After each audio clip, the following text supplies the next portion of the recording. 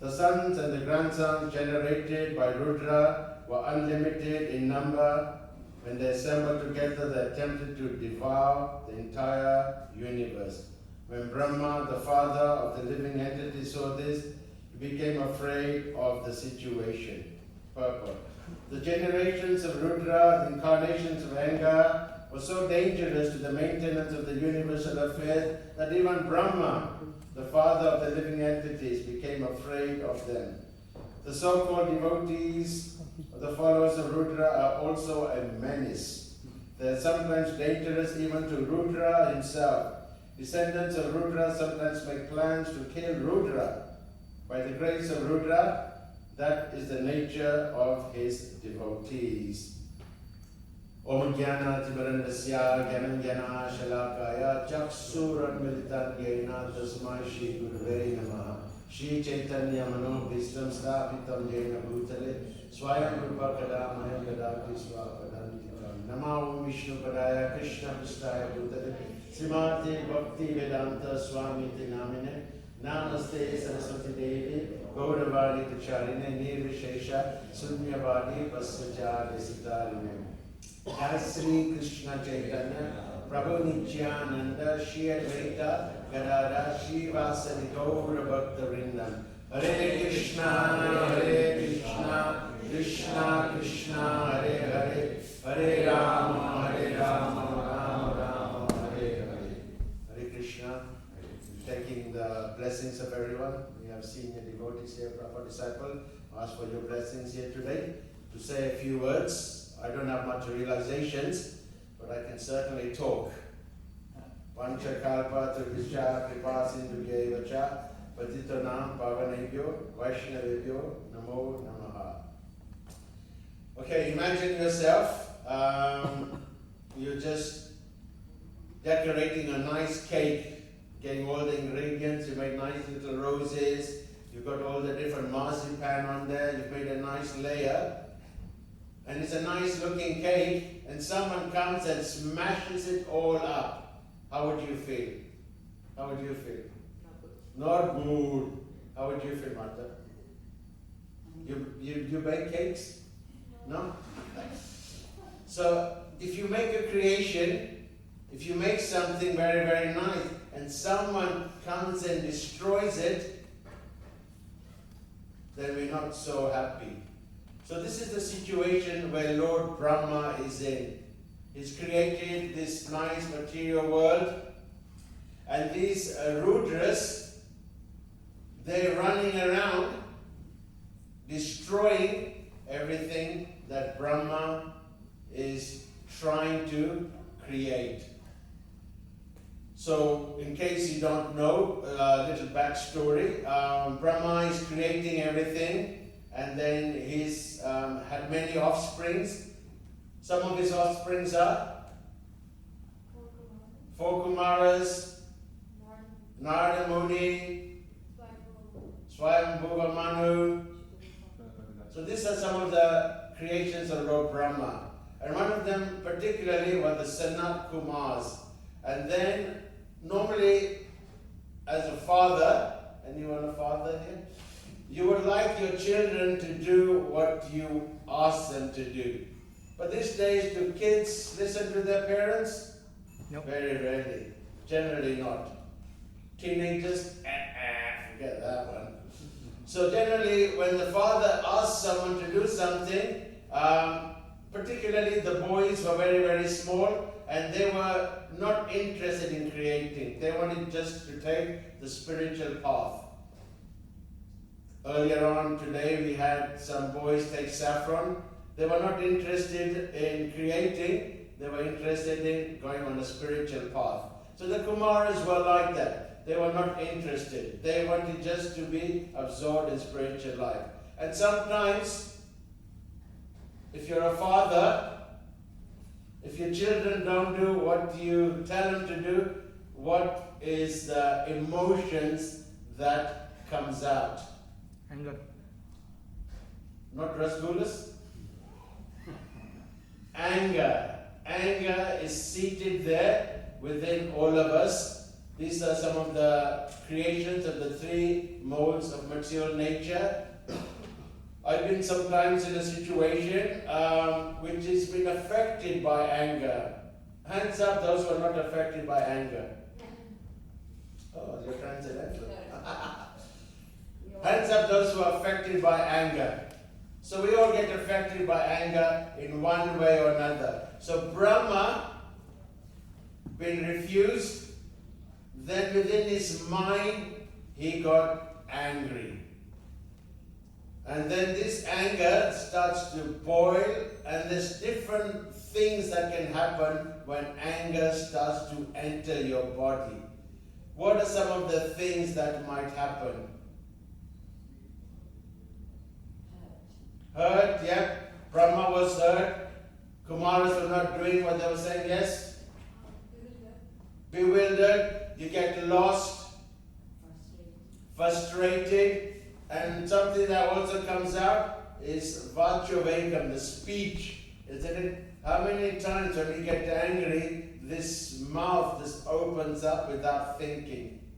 It just starts to get angry, and then if the other person doesn't listen, what happens to that speech? It gets louder and louder and angrier. So Brahma didn't use his anger in the speech form. How did his anger manifest? His anger manifested first in the mind. Everything is first conceived in the mind. The mind is the seating place where all sorts of things and plans and everything cook up over here, isn't it?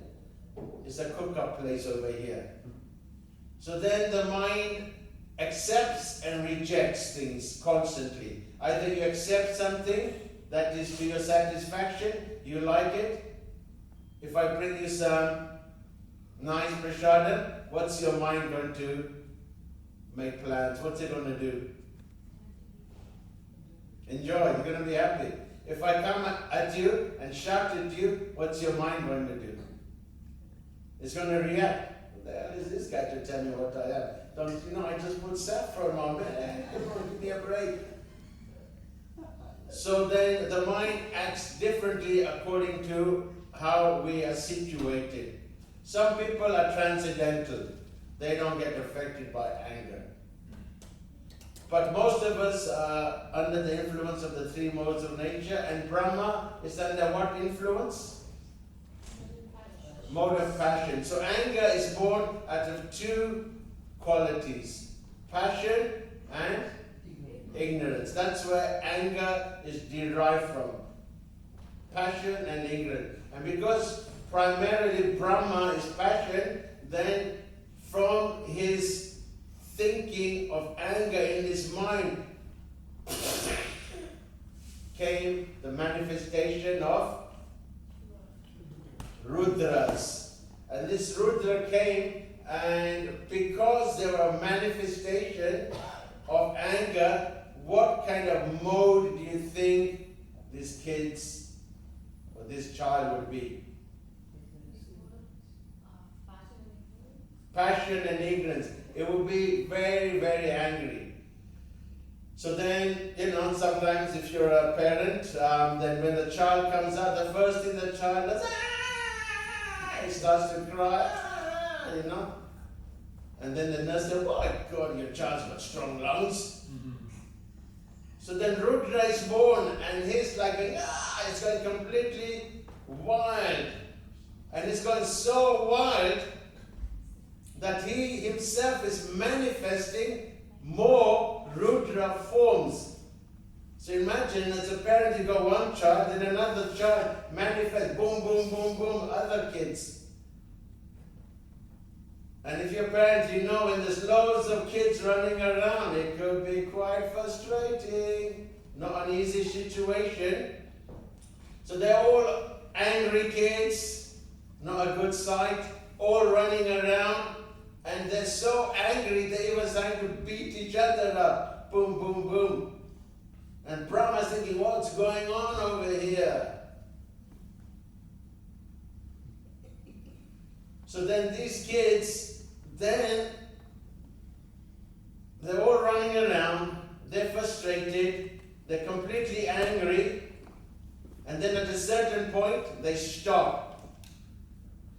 And then they look at Brahma.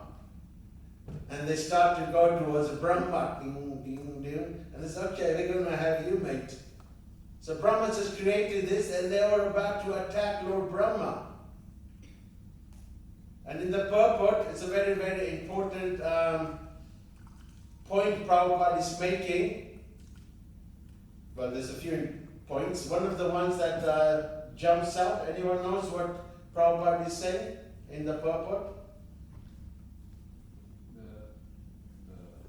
Rudras want to kill Rudra. Yes. So sometimes the followers of Rudras, they also want to attack Rudra or Shiva. Imagine your own disciples, you're having a Vyasa Puja, and they start to attack you. You go, hey, what's going on over here? So this is the situation with some of Lord Shiva's followers or disciples. They turn on the master. So there's a few examples over there in the scriptures. Anyone know any of the examples where the followers... Sorry? Ravan? Give us an explanation. He was the worshipper of Lord Shiva. And how did he turn on Lord Shiva? I mean, yeah? As we know, he captured Mother Sita and ultimately end up getting a fight with Lord Ram. Yes, but some followers directly attack Lord Shiva. Vrikasura, one of the most famous one is Vrikasura. There's another one, we'll come back to Vrikasura. If you like a good story, who likes a good story? This is a nice story. No Netflix needed, this is a good story from the Bhagavatam. What's another one? Krishna book. It's got many, many arms. Banasura. So Banasura was a great devotee of Lord Shiva, and then Banasura bestowed 1,000 arms. And these aren't just ordinary arms, but they're powerful arms. And then he had so much strength. Imagine you've got so much strength, so much power. What would you like to do with your power? You want to exercise it, isn't it? If you make a nice feast, cook some nice prasadam, would you just look at that, or would you just kind of eat it? You would eat it. So Banasura had all this power, 1,000 arms. Look at my biceps, look at this man. And then he was going around challenging people. Srinivas, you want to fight me? Shamashunda, you want to fight me? But everyone who saw Banasura coming, imagine 1,000 arms to challenge you. Are you going to go head to head with him? Or are you going to run the other way? You're going to run the other way. So he got so frustrated that no one wanted to fight him. Then he decides to pound on the mountains and the stones. So he started pounding. But can the mountains fight back? No. What kind of a fight would that be? Just one-sided fight. Boom, boom, boom. Then he went to Lord Shiva. He said, you've given me all this strength, but I don't know what to do with it. And he says, I want to fight you. And Lord Shiva, wait, I gave him all this power. He wants to fight me? Then Lord Shiva said, you rascal. You're drunk with so much power. One day you will meet someone who will curb you and challenge you and defeat you. Then Vrikasura was a follower of Lord Shiva, and it is generally known that Lord Shiva has a name that is easily pleased, which is Ashutosh. So Lord Shiva is very, very easily pleased. If you want something, then you worship Lord Shiva. If you want everything taken away from you, all your material wealth, you worship Krishna, your choice. If you want everything stripped off, even your glasses, and the monkeys, Vrindavan, then you go to Krishna. If you want material wealth or some boon, then you go to Lord Shiva. So then this person, he was worshipping Lord Shiva, knowing that it will be easy to please. And then he was worshipping day after day after day. Then he thought, I thought Lord Shiva was easy to please. How come it's not turning up? Then he said, I'm going to up my game and offer my own flesh in the yajna. So normally the priest can do different prayers. We offer grains, we offer ghee, we offer bananas, we throw in coconuts, we offer some sweet rice in the fire. But imagine chucking in your own flesh. So there he was, Rikasura was cutting his own flesh, putting it into the fire. And still Lord Shiva was not appearing in front of him. Then he thought, he got the sword and he said, I'm going to offer my whole head into the fire. And he was about to cut his head. Then Lord Shiva appeared. And Lord Shiva said, my, what are you doing? A little bell fruit would have been good for me. No need to cut your own flesh. And he said, what do you want? I'm pleased with you. He said, I want the benediction, the power in my hand. Whosever head I touch, the head will split into 1,000 heads. Sorry? Oh, heads or pieces? Pieces, sorry. Oh, okay. Forgets my English. So whosever head he touches, the head will go into 1,000 pieces. So then Lord Shiva gave him that power. And then Lord Shiva, who was always accompanied by Parvati, then Vritrasura said, my, what's a girl like you doing in a place like this? Then he decided, I'm going to take you. Then he started approaching Parvati. And of course the husband wanted to protect Parvati. Then he stops Vrikasura coming towards Parvati. And then, what does Vrikasura do? He says, well, I'm going to test my power, touch your head, Lord Shiva, then you will die, then I will take your wife. So then, as Vrikasura was coming towards Lord Shiva started running. Imagine someone is about to kill you. So there's a response. What's that response called? Flight or fight. Flight or fight. Okay, so you're in a situation, how many would flight? I know I would. You would flight. How many would fight? You would fight. Yeah, no, put your hands up. Yeah. Fight or flight, but Lord Shiva decided to flight. He decided to run away.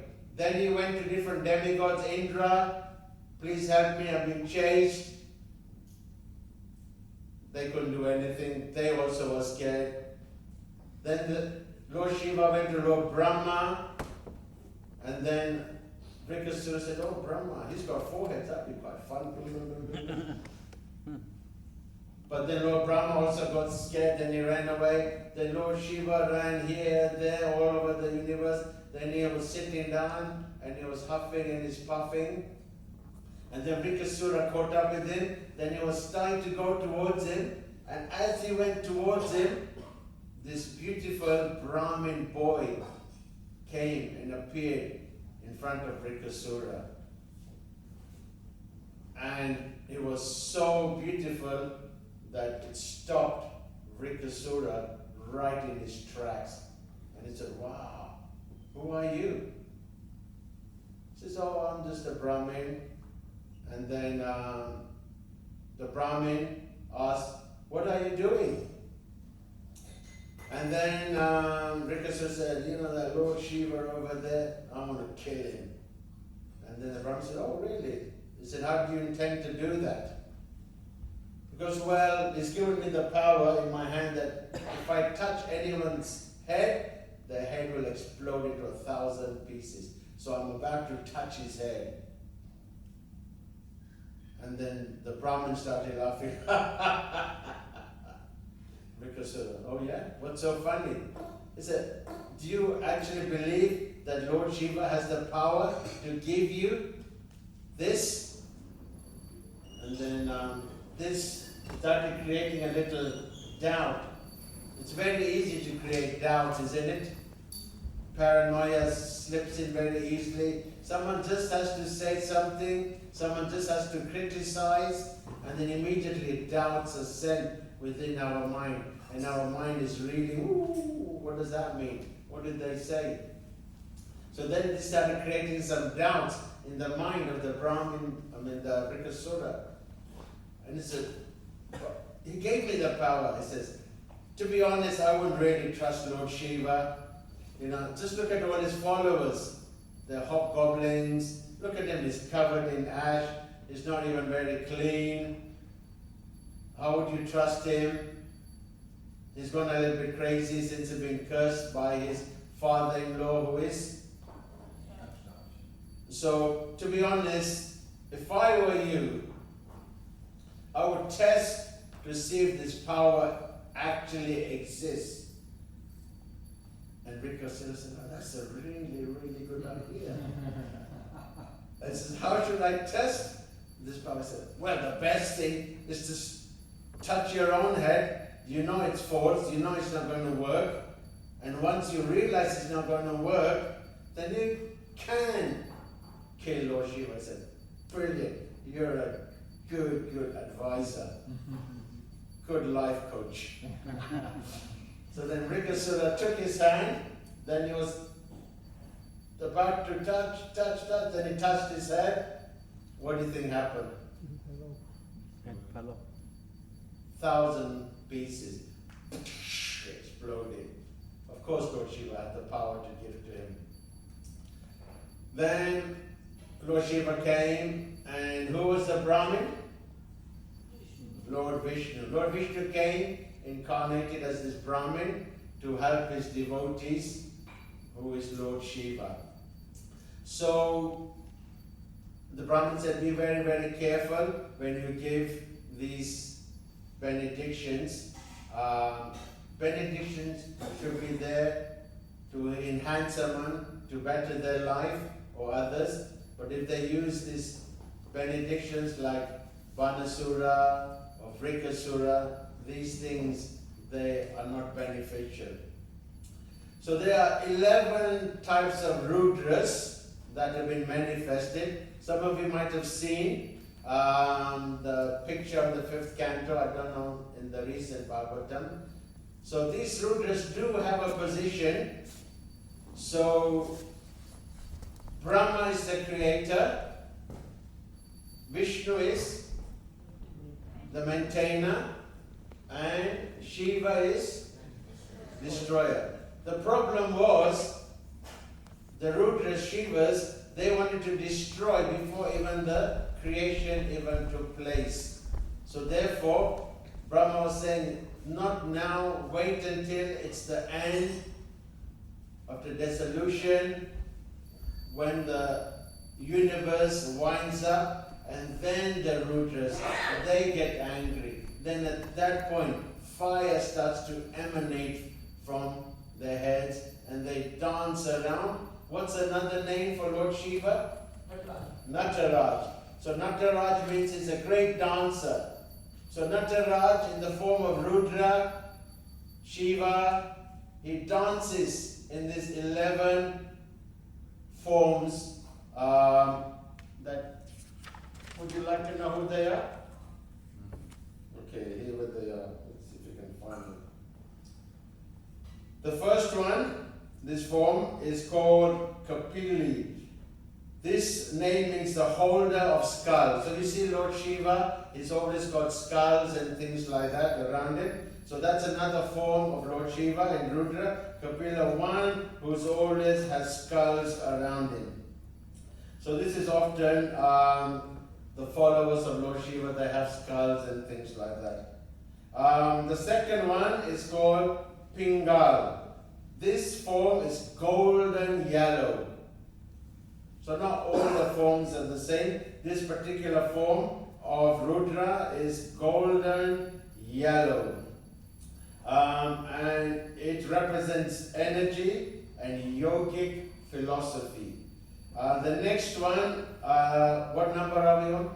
3. The third one is called Bhima. Now, it goes without saying, ladies, what would Bhima mean for Rudra?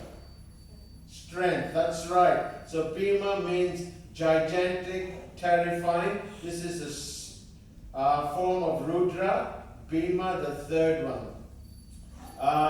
The fourth one is Virupaksha. Virupaksha. This means omnipresent. Lord Shiva is everywhere in the form as Virupaksha. So it also means that we cannot perceive him with our own mundane eyes. Lord Shiva, where does he reside?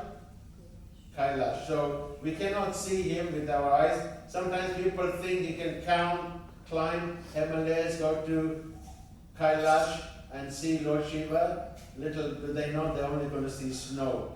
Kailash isn't within this realm, it's within the higher realms over there. Number 5, Vilahito.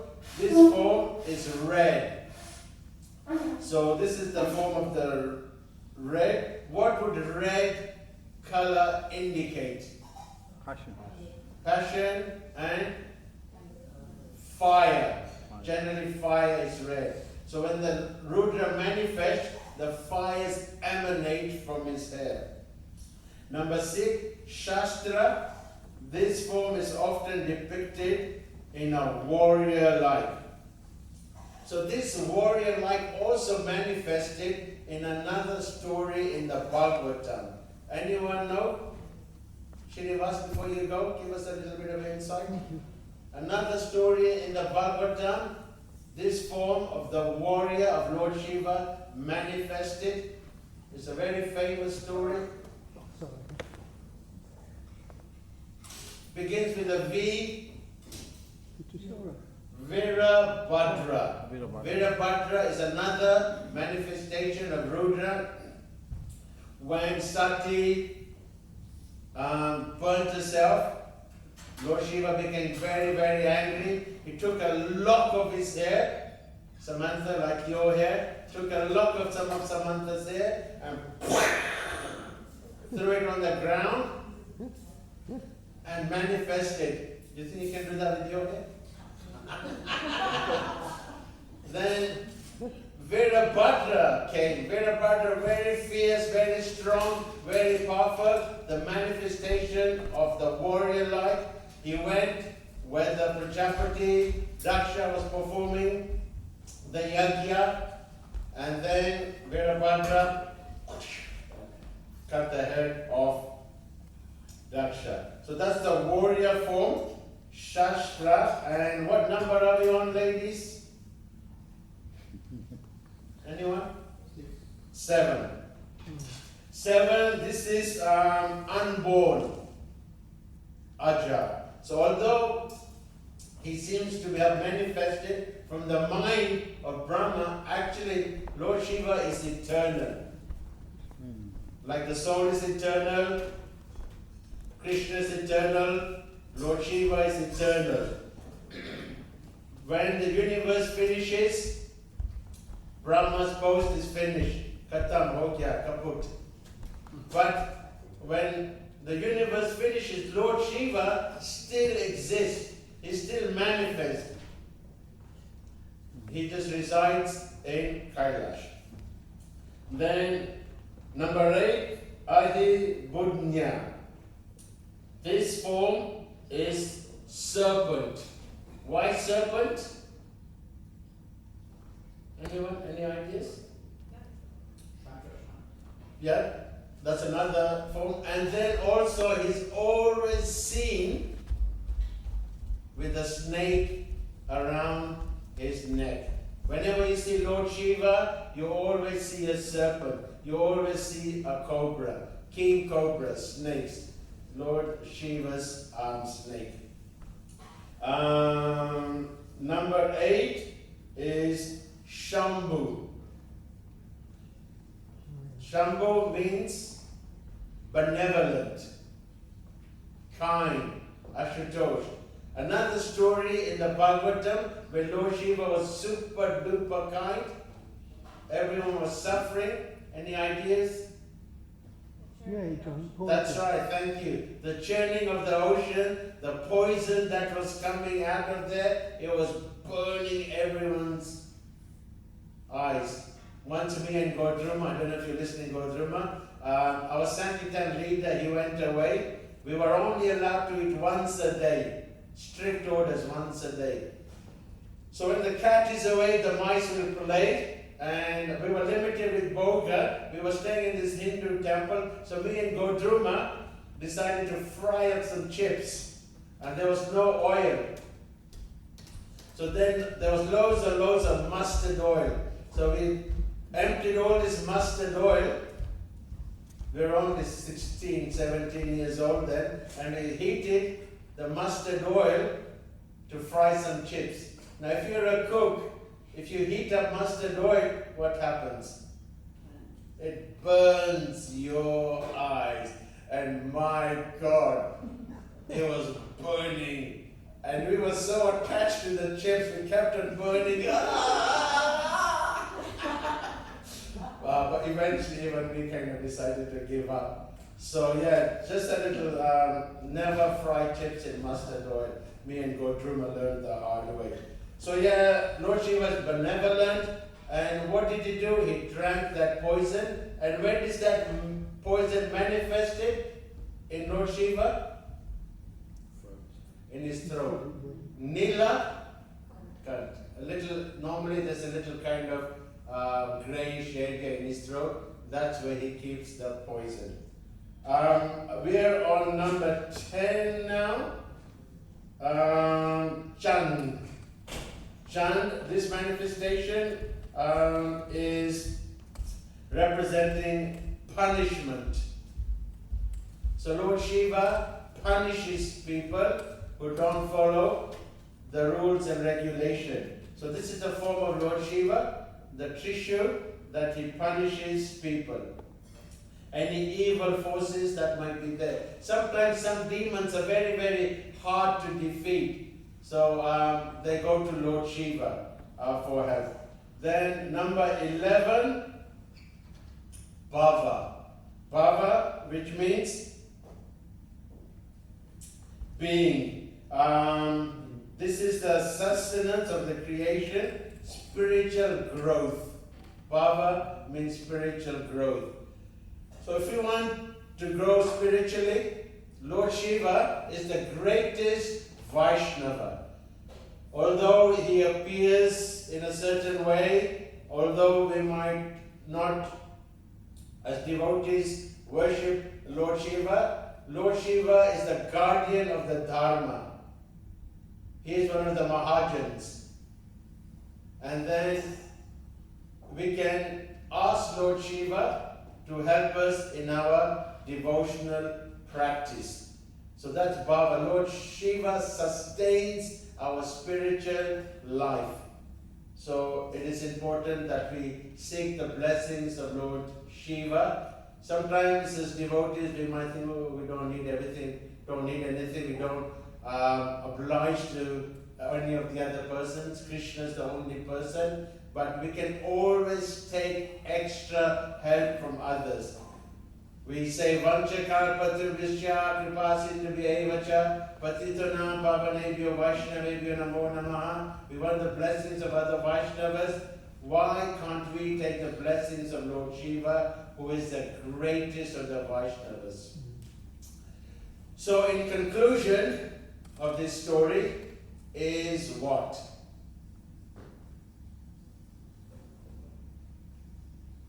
What's the conclusion of this story?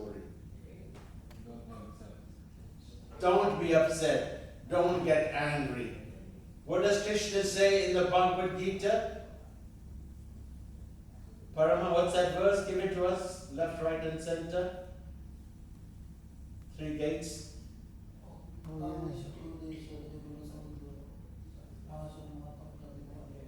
These are the 3 gates leading to hell. Lust, anger, and greed. And karma was also, but these 3 gates, so there are a few of those guys hanging around together. Misery loves company.